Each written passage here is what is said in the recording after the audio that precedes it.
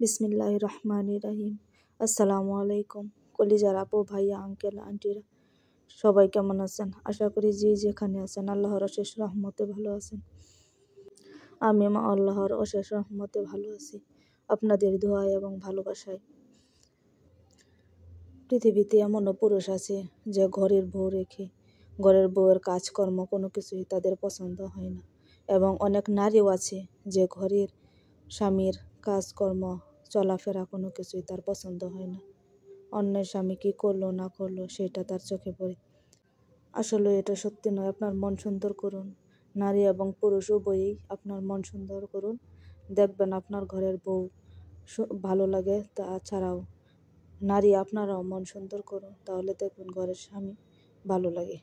স্বামী স্ত্রী একে অপরের মনটা বোঝার চেষ্টা করুন, একে অপরকে ভালোবাসুন, দেখবেন দুজনকে অনেক ভালো লাগবে এবং সংসারেও শান্তি সুখ শান্তি আসবে।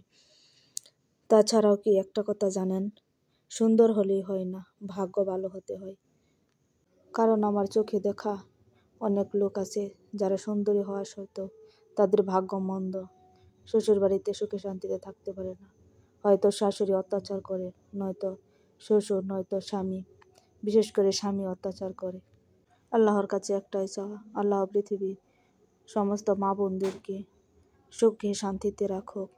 কেন জানেন, কোনো সময় সুখ চাইবেন না, অথচ শান্তিও চাইবেন না। সুখ শান্তি দুইটা একসাথে চাইবেন, কারণ সুখ হলো টাকার সুখ আর শান্তি হলো মনের শান্তি।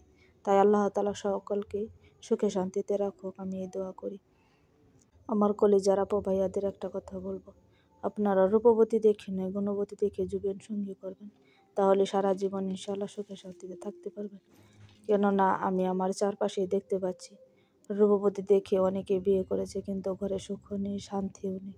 কথায় আছে না, সৎ পথে করিও ভ্রমণ যদিও হয় দেরি, অসৎ পথে করিও না ভ্রমণ যদিও হয় সে পরি।